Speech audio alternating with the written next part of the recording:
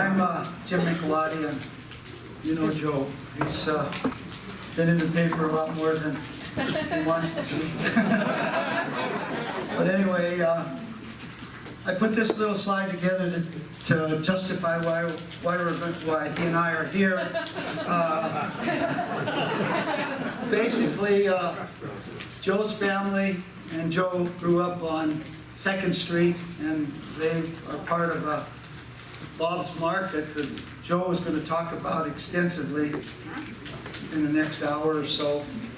My family owned a grocery store on 665 Maryland, and it's called Contrados. And for those of you that don't know where that was, it's basically near where the town pump corporate offices are. The building's not there anymore, but basically that one. So what you have is you have an Irish ex-cop and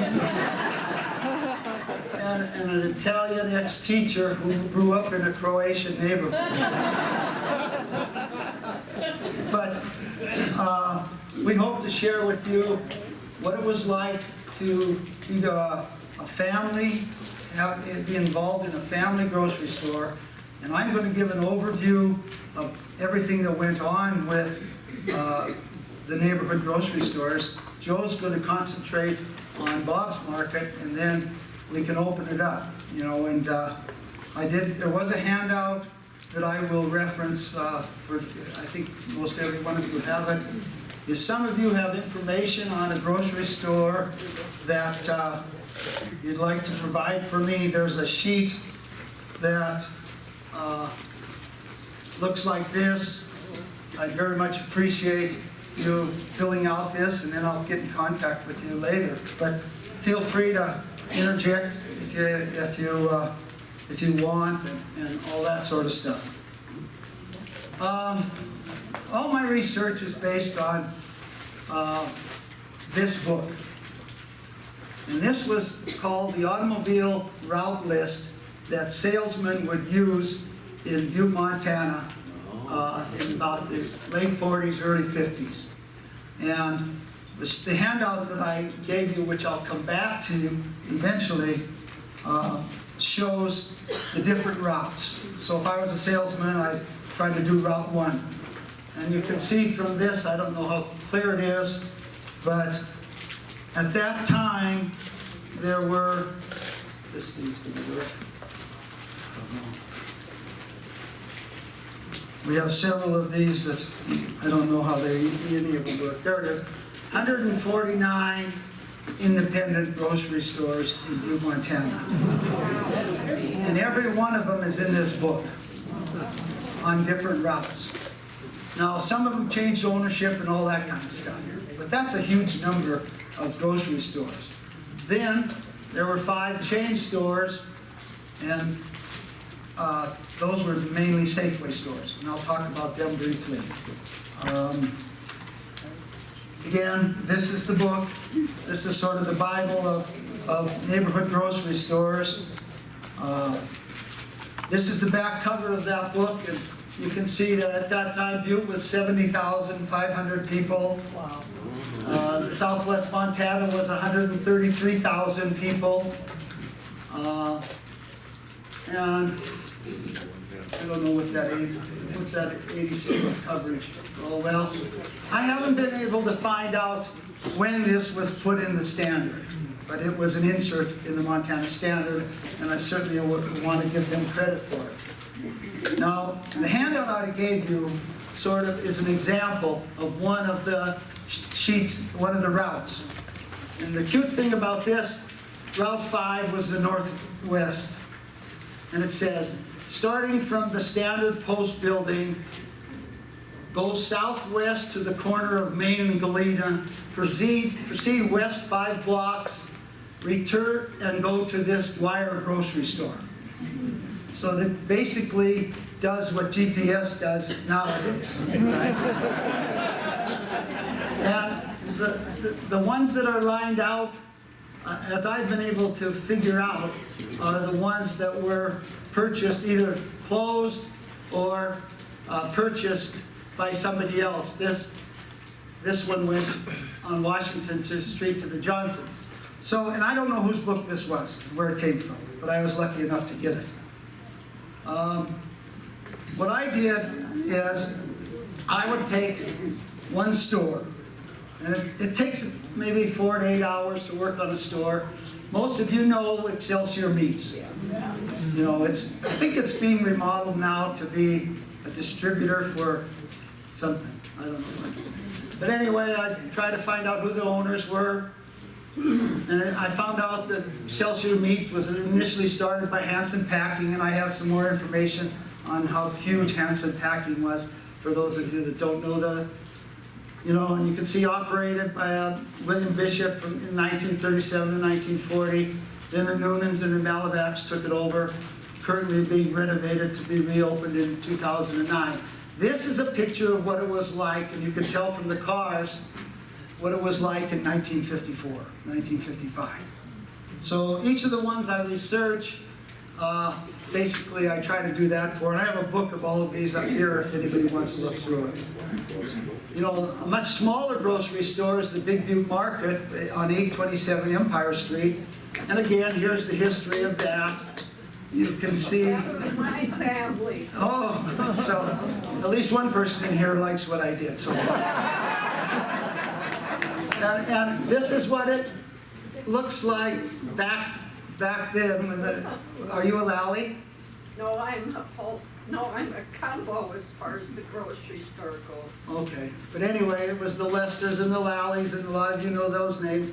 And this is what it looks like today. I tried to get a picture of what it was like back then and what it was like today. Well, it wasn't very easy to get pictures of McQueen and Meaderville today. So, some of the ones that I was able to go. This is the Safeway store when it opened on, I think this is the one on Park Street, on East Park Street. And some of you know about the Safeway stores. You always tell from the cars, you know, what vintage they are. Oh, I went backwards. This is the Safeway store on Harrison Avenue. I'm not going to go through all the Safeway stores, but there were 5 of them, and I think one was down the street here a little ways, and I don't know where the other ones were. Now, I'm going to talk about this later after Joe talks about his store, but the distributing of groceries to the small stores was huge. And you had different wholesale grocers, you had specialty ones, you had all kinds of these distributorships, and these are also in that book, in this little book. If anybody wants a copy of the book, I'm sure it'd be safe to give it to you. And I'll speak mostly to that later. This is what the Butte Warehouse District looked like when it was functional and huge. And in winter. Yeah, but anyway, all the fruits and vegetables came into that. All the, you know, what else came into there? Some of you might know that you've seen what this is like, you know. This is basically where Casa Grandes is. I think Casa Grandes is this building right here, which is the Bertoglio building initially. But this is probably in just looking at the trucks in the late 20s, early 30s, that sort of stuff. So I'll talk a little bit more about that later.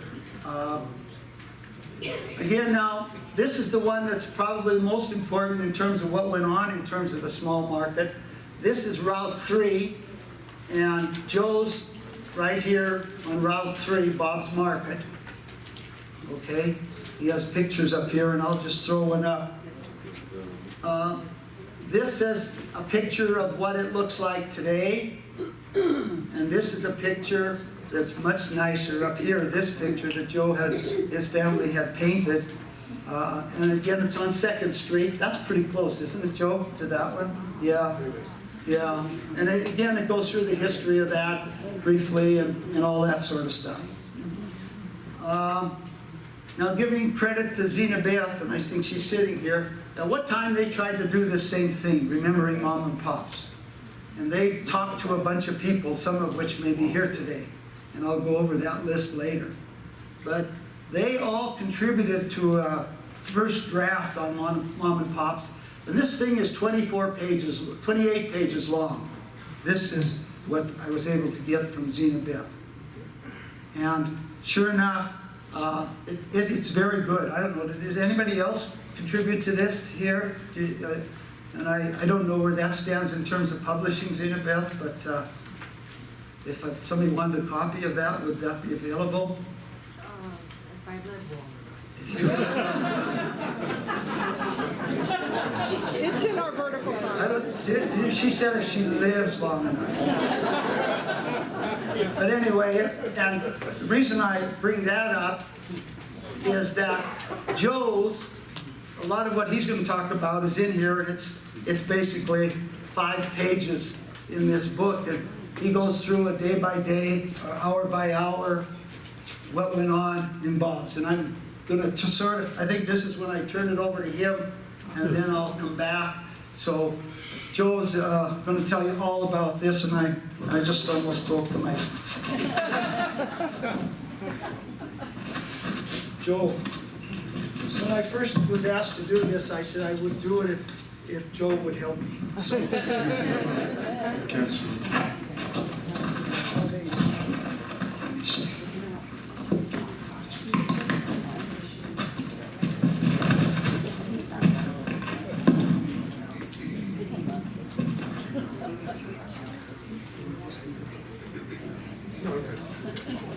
Hey, good morning. My name is Joe Lee. April 9th, 1946. April 9th, 1946 is when the Butte Miners Union called a strike on the Butte Hill. The strike was a result of a number of failed negotiations between the striking miners and the Anaconda Company at that time. Some of you will recall the 1946 strike for a couple of reasons. It was one of the shortest strikes in Butte's history. April 9th to April 19th, 10-day strike. Some of you others might remember it was one of the most violent strikes in Butte history. With over a dozen houses here in Butte, the homes were damaged by a number of vandals that were roaming the streets during that strike period. Another thing in regards to that strike is that the shift bosses that were working on the hill at that time were blackballed by the Anaconda Company. 2 miners that were shift bosses at the Leonard mine at that time down in Meaderville, after the strike, went to Seattle, took a boat to Alaska, and got a job working in a sawmill in Alaska for a number of months. The first morning they woke up, a number of bites on their bodies. The boarding house they were living in was infested with bed bugs. So they stayed in Ketchikan, Alaska for a number of months working, no other job, blackballed by the Anaconda Company, never to work for the company again. One of the miners died a tragic death, accidental death, while in Ketchikan. The other miner, a number of months later, received a wire that the youngest of his 3 children was gravely ill, necessitating that he return to Butte. After being in Butte for a number of months, sometime in 1948, he learned of a grocery store on East 2nd Street, 1140 East 2nd Street, that was up for sale. It was called Jim's Market. Jim Beauty, who was a cousin of Jim, who was running the grocery store at that time. My dad looked in the other miner looked at the possibility. I gave it up, looked at the possibility of getting in the store business. With the help of one of his sisters and one of his brothers, they had 9 siblings in the family, he was able to get into the store business at that time. The store was located, it said 1140 East 2nd. The name was changed from Jim's Market to Bob's Market. My dad, Bob Lee, was the second miner.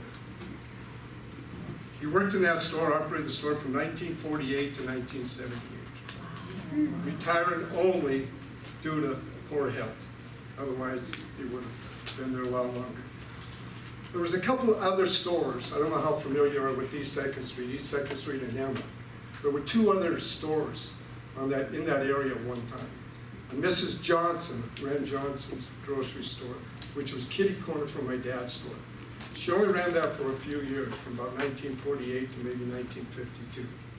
It was a little mom and pop store. But it wasn't the only source of income they had. Her husband worked for the Anaconda Company at that time. He was a boilermaker. Across from that store was another store called Lizen's Grocery. A lady, Agnes Lizen, ran that grocery store from about 1940 to 1945. So I don't recall it. I was too young at that time. Jim Eugen does recall a little bit about that. Jim lived up on the 800 block of Emma Street. The Lizen store at one time was an Eclipse store. We had a number of Eclipse stores in Butte. I think the most they had at one time was 5. That was an Eclipse store back in 1920, or 1930, 1931, and then it closed. Mrs. Lizen got in there, she ran it for a few years, and then again it closed. Later it became a polling place precinct for the 5th Ward, where my dad was an alderman for a number of years. It's kind of interesting how many store people were actually got involved when you look back at it in city politics. My dad was a city alderman. Tom Powers, who ran Powers Grocery Store down in East Park Street, started out as a city alderman. He was later mayor of Butte. Vern Griffin, he was one of the last ones to be the manager of the Eclipse store down in Harrison Avenue, which was later Pay and Save. Nick Sayadovic in the Common Market, he was also a city alderman. So it's kind of interesting history how these people got involved.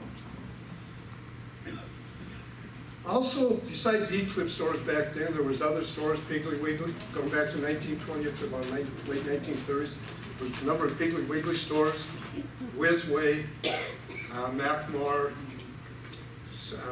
Skaggs United, which eventually became Skaggs Safeway, and then Safeway. So there was a lot of other larger stores at that time.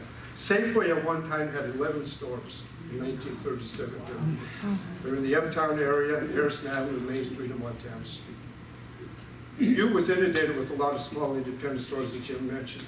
When I did some research a number of years ago, there was as many as 250 to 280 stores back in the 1920s. There was quite a few.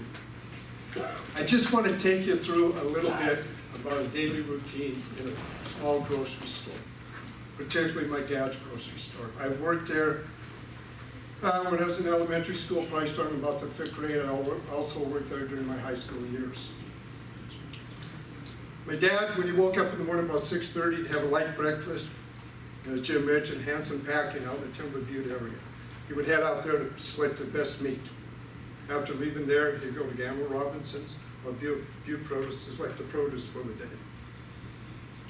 Come back, go to the store, probably get there about 8:30 in the morning. He would stock the meat case in the produce rack. A number of morning deliveries would be coming in from Eddie's Bakery, Tile Talk Bakery, Dutch Girl. Then you had the dairies that were making deliveries at that time, Crystal Creamery, Metal Gold, Miners, and a couple others. So a lot of deliveries coming in while I was preparing the store. Also checking the balance of the books from the prior day. Didn't have a real good accounting system, but he never was audited by the IRS. So it worked out pretty well. He kept all the bills on a spindle. You get in the morning, the money you take home, the currency, whatever, you come the next morning, count it out, put the money in the till. He knew exactly where he was at.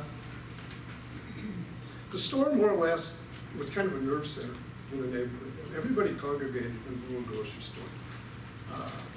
Quite diversity, ethnically wise, quite a diversity in the neighborhood there. As Jim mentioned, Irish, Italians, Croatians, whatever. A lot of older people living in the neighborhood. We made a lot of deliveries, especially the older people, all on foot, mainly on foot. If there was any large deliveries, he had some customers that lived up in the Columbia Gardens. And Mrs. Shara, who was a veterinarian in the Newgard family. Had a couple of deliveries up on Anaconda Road, the Furco family, and also up further. So there were some deliveries made, not a lot, but there were a few. Anyway, as I mentioned, it was kind of a nerve center. People would come in and talk about politics, and talk about baseball. It seemed like everybody in our neighborhood was a Yankee fan. I'm a Boston Red Sox fan myself. But a lot of Yankee fans. Anyway, they solved a lot of worldly problems that come to the store. When my dad was the city alderman, a lot of people would come down. The fire chief, McCarthy, would come down. Remember Morris McCaggy, one of the city attorneys here in Butte, And other people come in and talk about politics, what's going on with the company, what's going on with communism in the world, and blah, blah, blah. So it's quite a place to gather. One of the hectic days in the store was Tuesdays. That's when the big delivery came in, Associated Grocers, AG. They were located in Helena, Montana. Their headquarters was in Salt Lake. Big semi would pull up in the front of the store, take probably half hour, 45 minutes to unload. 100 cases of canned goods, cigarettes, and you name it. They'll all come to the store. Laura Leo remembers some of this, man. Everything was stacked right in the front of the store. You had to work around it. Made it real difficult. So you did your best to unload the cases and get everything down to the sump, the basement, okay? And what Dad had there was a wooden plank. If you had somebody on the other end, you'd load the case of canned goods or whatever, he'd catch it, he'd stock it. If there was nobody on the other end, you carried it down. You carried the case of food down. If you had to go down to the sump to bring something up, you carried it up. So physically, it was pretty tough on the body. A number of years after he was in the store, probably back in the 1960s, he built a warehouse in the back, which made it a lot easier. The semi didn't have to be parked on the 2nd Street blocking traffic. It made it a lot easier for myself and my dad as far as not having to go down to the basement anymore. We could go to the back room. We had a cart. We could put the case of food on, come in, stock the shelves, and then put it away. The store had a little bit of everything, from shoelaces to T-bone steaks. You name it, it was there. Every square inch of that store was used. Underneath the shelves, up above the shelf, wire hanging, whatever it was. When I look back at it, I think for 30 years, the span of 30 years, and I've seen a lot of other grocery stores at that time disappear. When he got in there was approximately 150 small grocery stores in Butte at that time. Of course, we had Safeway, and we had Buttress. When he left in 1978, there was 33 small grocery stores. So it went from 100 to 33. But the success of the store, when I look back at it, was the meat market. He got a lot of trade, not only from the neighborhood, but from around Butte. Dad knew a lot of people from working in the mines for a number of years. A lot of people traded with Dad. He had good meat. A lot of people come in there to buy the ground beef, 65 cents a pound. They come in there for T-bone steaks, or whatever it was. Another thing that I think you'd have to give credit to for the success of the store was credit. A lot of people were on credit, and it really helped out the working people in the neighborhood at that time. And not only in the neighborhood, again, there was other people throughout the city had credit in the store. It was really difficult times during the strikes. People that did not trade in the store were coming in and wanted to establish credit. Dad, growing up in the Depression, knew how hard times were. He could not say no to anybody. He put them on the books, put them on the tab. As you know, a lot of people left Butte during the strikes. Some came back and paid their bills, some did not. There was a lot of money on the books when he closed in 1978. But for the most part, people were very honest. They come and pay their tab. They may try to pay on a weekly basis or on a monthly basis. Okay. Wintertime was very tough. He had a overhead gas heater blower. He'd always have his white apron on. I never wore an apron. I don't know why. I just didn't like the idea of wearing an apron. In the wintertime, I'd wear a jacket. Dad would have a heavy plaid shirt, long underwear, whatever, during the wintertime to keep warm. Because you had a back door, you had a front door, and you had a back door opening all the time. It's hard to keep the store heated, Jim can recall. Summertime, it not only brought warmer weather, which is a good time to work, but it also brought another clientele into the neighborhood. The hobos. The hobos were getting off the freight trains up to the Great Northern Railroad, which is about 2 blocks north of the store. They'd come in with their bedroll on. Dad would slice them up some bologna, wrap it up for them, give them a small loaf of bread, a few potatoes. Off they go up to the Diggins, which is close to where Jim lives now, right, well, just behind where my grandmother lived. They'd go up to the Diggins, step there for a couple days, and as another freight come by, they'd hop the freight and off to go across the country. But they didn't bother anybody. They were good. They'd go around the neighbors and try to do some yard work. Everybody left the door unlocked at that time. It was never a problem. I don't ever remember any money being exchanged between those transients and my dad. They reach in the pocket for a quarter, a dime, whatever they had. You know, he wouldn't take it. That was it.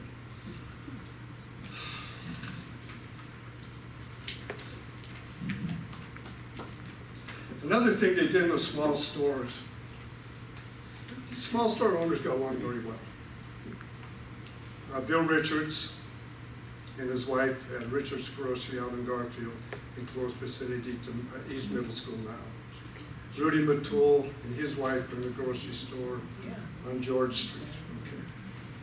They'd make orders to Hormel for ham and bacon or whatever. One small grocery store couldn't put in a large enough order to get the order delivered. So they'd go in together, order a number of hams. I'd get in my dad's 49 Hudson or 51 Hudson, go out to Matul's or Richards and pick up a couple of hams. Or if my dad got the order, vice versa, they'd come to my dad's store and get the order. Sometimes on the weekends, we'd go over to Lynn's on Utah. Lynn Erickson ran that store, a lot larger store than a mom and pop. Bill Shevlin was the butcher back then. Might go over there and get a ham on a weekend and ran short or whatever. So they got along real well again. Everybody knew how hard it was to make a living. Every store owner knew how hard it was to make a living for the family back then. They had a lot of respect and admiration for each other.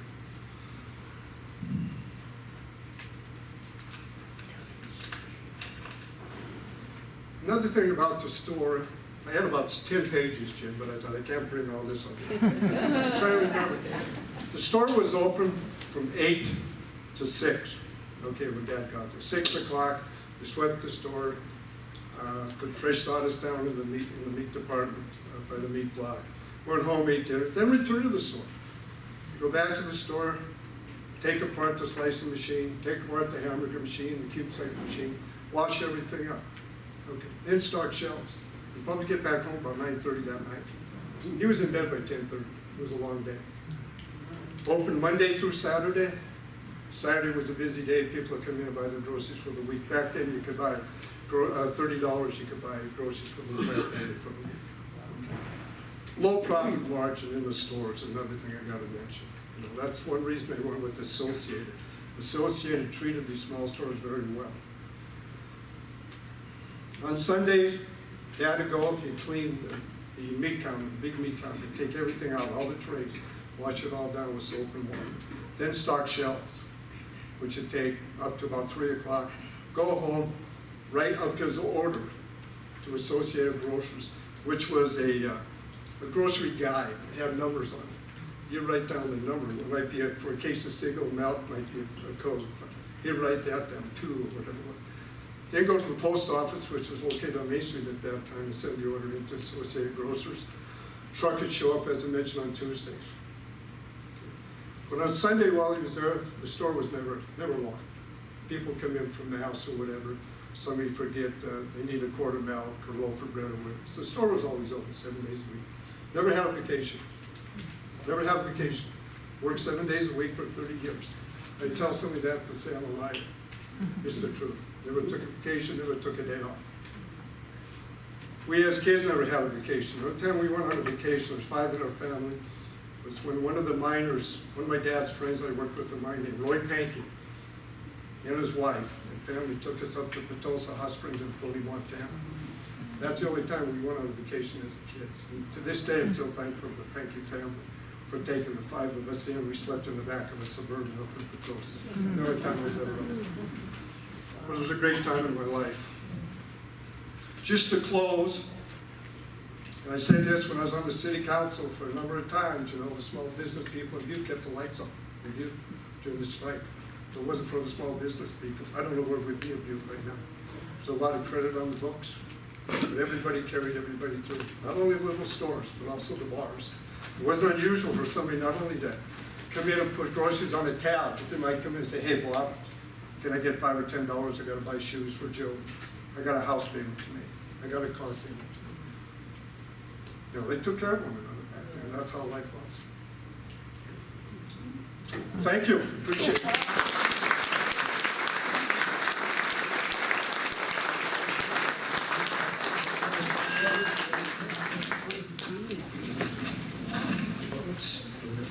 He's from St. Joseph. Yeah, that was great. I think Joe hit every nail on the head, you know, and those of us that grew up in a grocery store family, you know, realize what it takes to run a grocery store. Joe and I went to high school together, graduated together in 1962, and pretty much realized that we weren't going to do that very long. Okay. Anyway, if you have some questions for Joe or for me, I think there'll be time. I probably have another 15 minutes or so to go through pictures and other things that went on in Butte, Montana in those days. Now, I'm going to spend some time on some of the grocery stores that I'm familiar with. Some of the people here have provided pictures to me in my research. I thought this was a great picture. It sort of gives you an idea of what one of these stores was like. Meaderville had at least four grocery stores. And one of them was the Meaderville Merc. This must have been over the holidays. I don't know if all those were sold. They must have been. Is anybody from this family here? Jim? Yeah. Pete told me that those turkeys all came from a place out at Waterloo.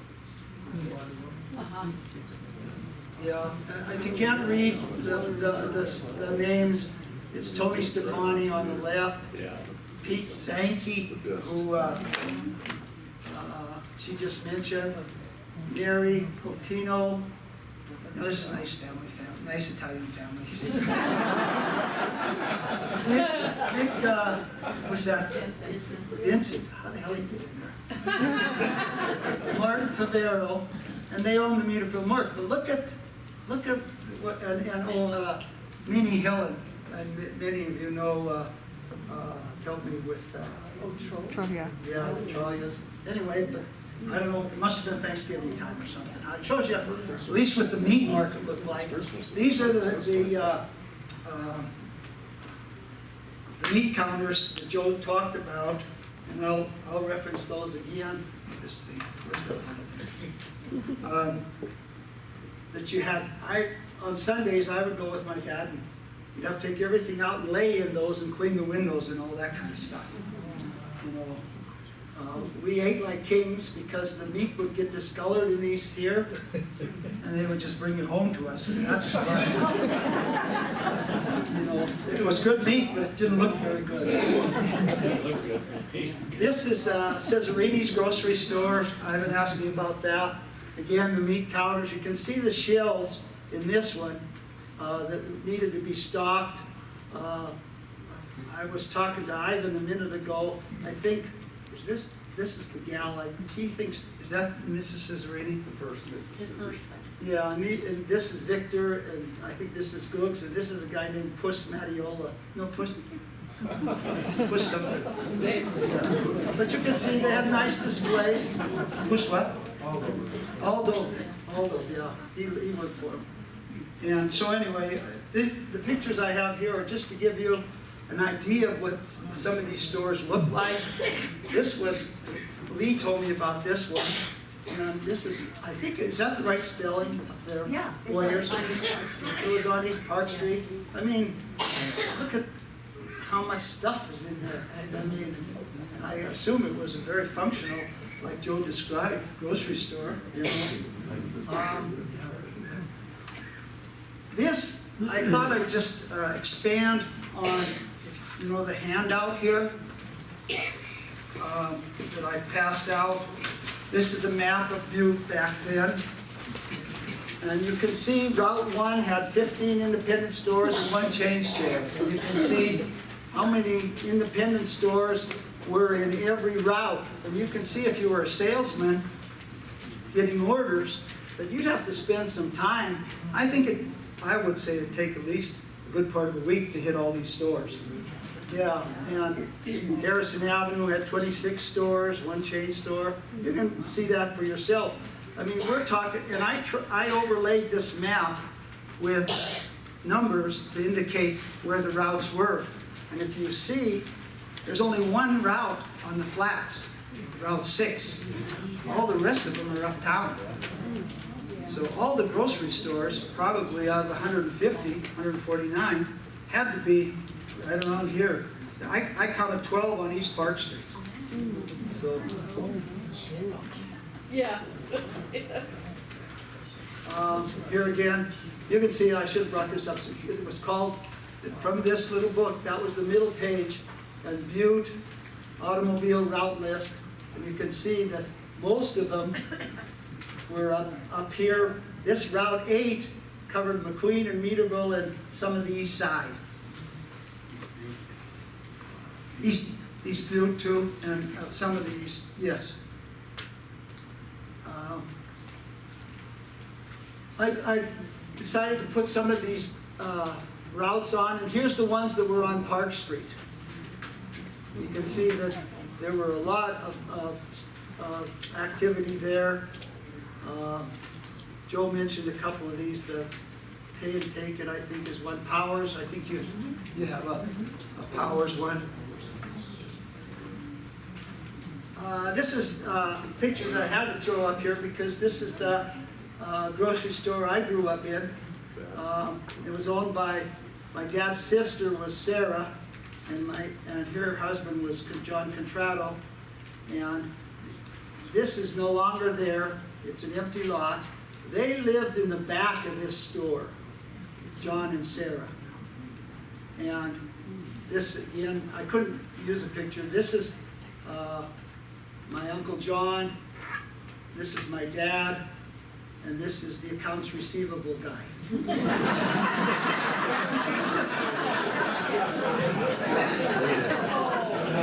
I have no idea who this guy is. Margie and I watched The Godfather. Anyway, we watched The Godfather the other night. There were several guys that looked like this. Guido. I think there's two things that I'd like to point out in this. First of all, this truck was used to deliver groceries. And there were grocery customers all over town. And after school, every day, not every day, but a lot of days, the orders were called in the, can you hand me that box there? This box is a treasure item. Some of you may remember boxes like this. Yeah, let's set it there. Whoops, you can fold. Like that.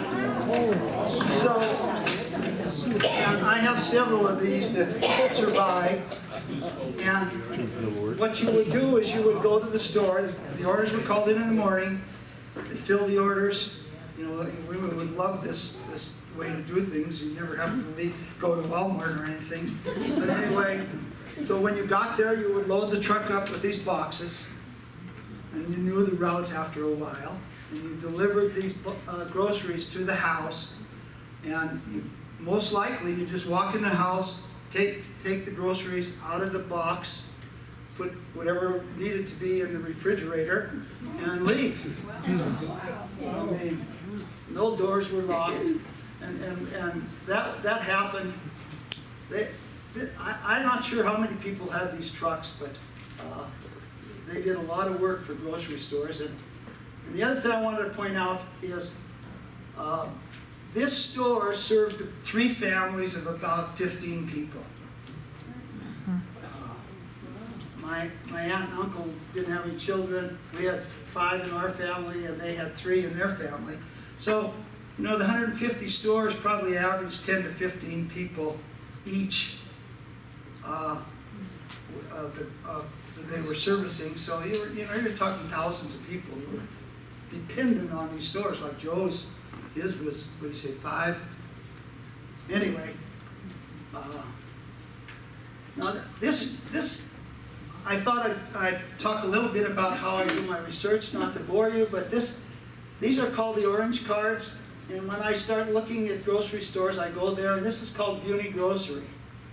It's on Park Street, 732 East Park Street. And these are available, anybody can go look at them if you have an attachment to the grocery stores and are looking for something. Well, turns out that's the grocery store that started Chappie's Chips. Some of you may remember Chappie's Chips. I didn't know much about this Chappie's Chips. They have some bags here at the archives from Chappie's. So I couldn't find much about it.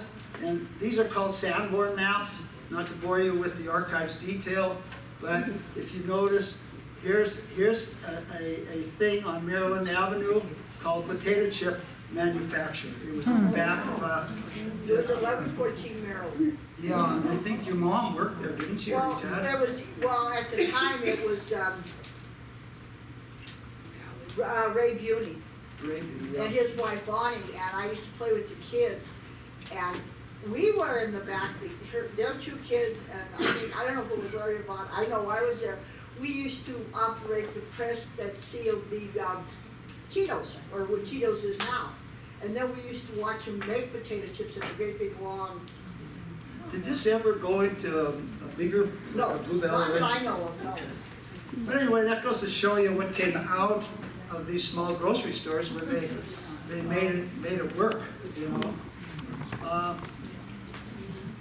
I'm trying to remember, I think, I threw this one in here because Barbara made me do it, Barbara Giovanni. So I really had to twist your arm for that. Yeah, this is another grocery store that's still, it's called Giovanni's Grocery Store.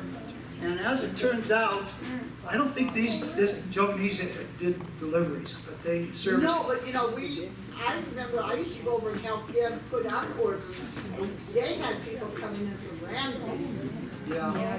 And they would call the orders and they would come in, they would work in town, they would pick it up. And, you know, we'd give them the slip and they go, that was it.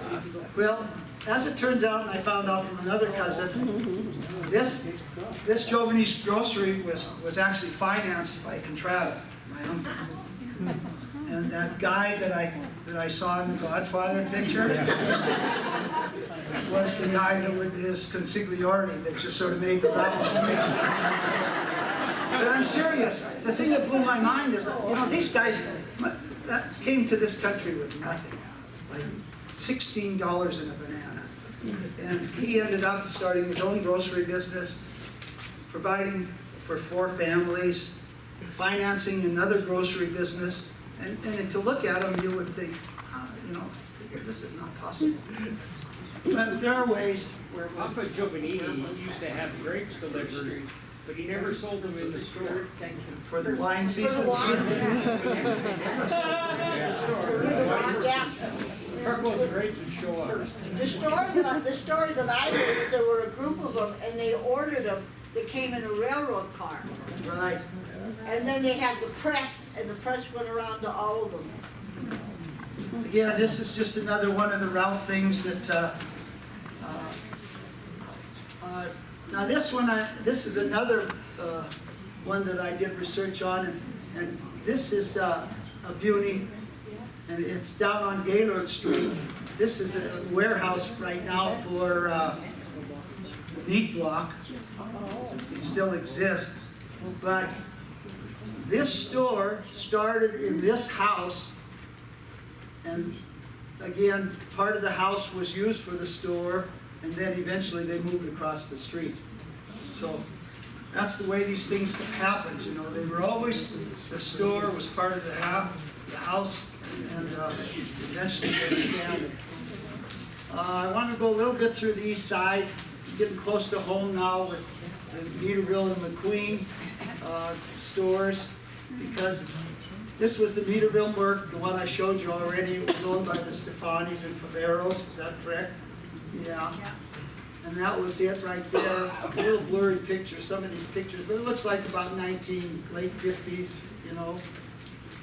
This was the Miners Market. It was real close to it. It was owned by the Brockles and the Tralias.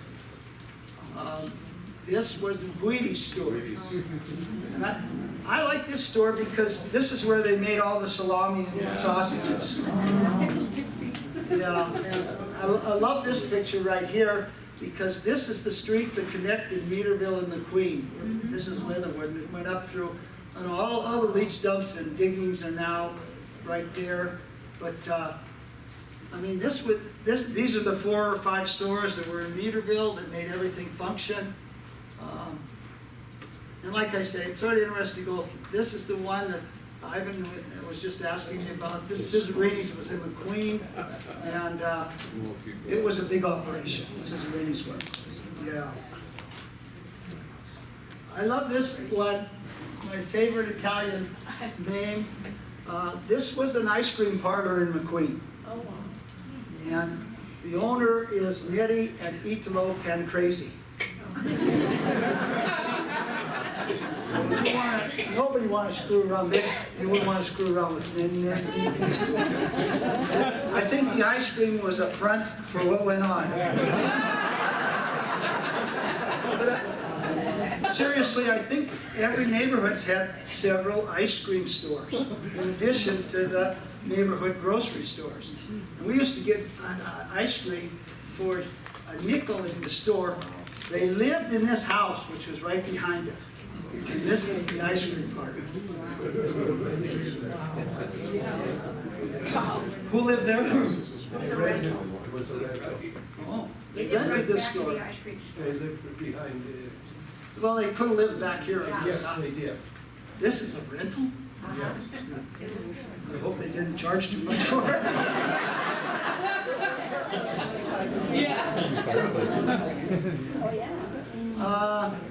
Let's see, there's a few more. And the reason I like Trafford's is Steve Maloney, a lot of you know him, has some ties to Trafford's. I think he owns the building, doesn't he now? Yeah. And these are the slips Joe talked about, that when you brought groceries to a house, and he gave me this, and, you know, here's like a whole list for somebody. It's that was 170. Can I remark here? I am a Trafford. And I'm sorry, I just wanted to add, I just recently learned this, and again, all the kindnesses that are being brought out about these business people. And I know people after they die become saints, like on earth, we wipe away whatever stains. So this is the story as it was told me. My grandfather would call down to Boys Central, and say, send up anybody who's having trouble paying their tuition, and he would hire the young men, because he did deliver. They had several vans that were, and I used to think that, you know, my son's bragging about Amazon and how they can type in on Amazon and get delivery. I go, they called his store and got a delivery. It's not. Yeah, exactly. But when the first day these young men would come to work for him, these high school kids, he would take them down to the bank and put 10% of their check in the bank to teach them how to save. Wow. And I thought, again, another way these people passed on these fine gifts. What was the catering part of this? You know? That's late. This is a very late. The catering, my grandfather dropped dead of a heart attack in his 50s. The store, he was the head, this was not a small store. There was a whole butcher section in the back, and it would not have been considered a small store. He was the head of the restaurant, or the grocery store association of the state of Montana, and we have many pictures of that. He himself owned it, and during the 1930s, my dad drove a brand new convertible. They did well. It was not a poor store. I mean, he managed Hennessy's grocery store. When it first opened, he was the original manager for Hennessy's grocery store. We have all sorts of pictures. And then he moved in and said, you know, like most people, I'd rather be my own boss. Opened Trafford's grocery store. And then when my grandfather dropped dead, my dad was not he was not the grocery store person, so he ended up going into prepare food and buffet catering. He was more of an artist. I'm sorry I talked so much. I'm sorry I talked. Yes, Mr.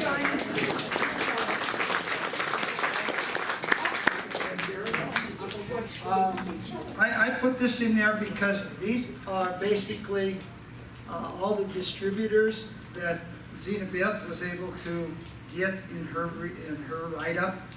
And they list them all. You can see Chappie's there, Crystal. You can recognize. I don't know how clear that is to you, but here's some more.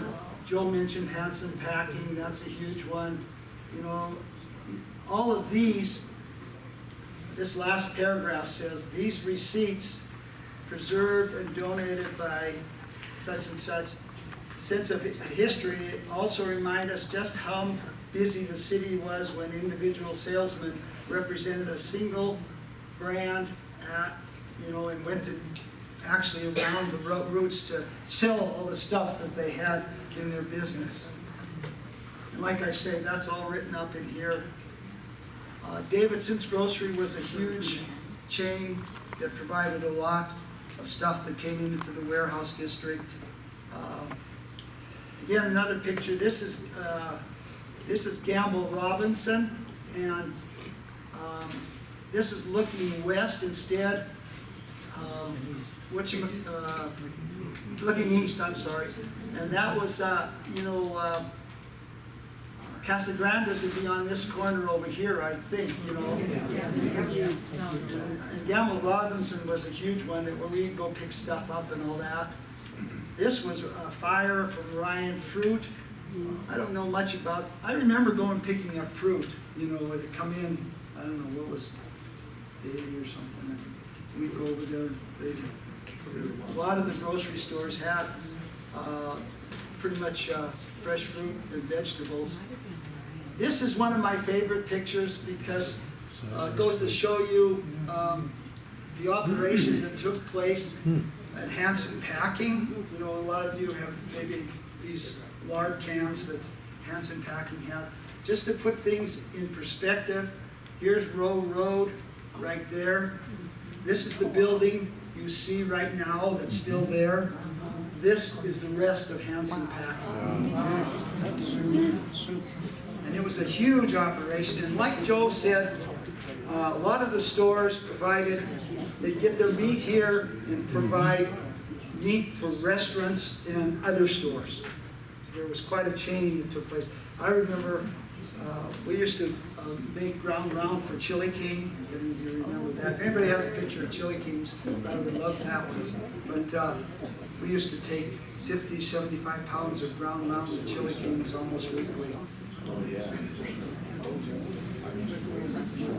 I wanted to give recognition to all the people that contributed to this write-up, which we got from, and you can see your name. Hope some of you were on that list.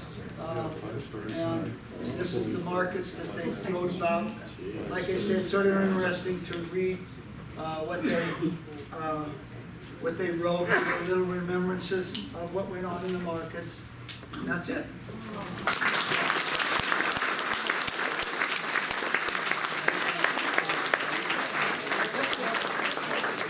If there's any questions, we can try to.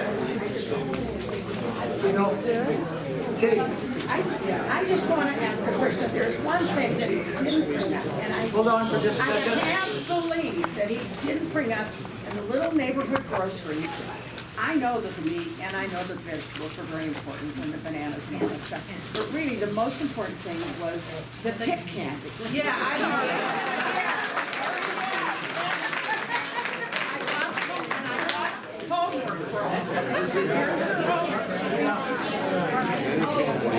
Here's your homework. What you have to do is you have to say, think to yourself and say, and share with someone. If you had a nickel and you got to go to Peddler's, was our place. If you went to Peddler's or you went to wherever and they had the candy in the little dishes, what were the things that you got with your nickel? Oh. Yeah, you get a whole bag. I mean, you got a bag. So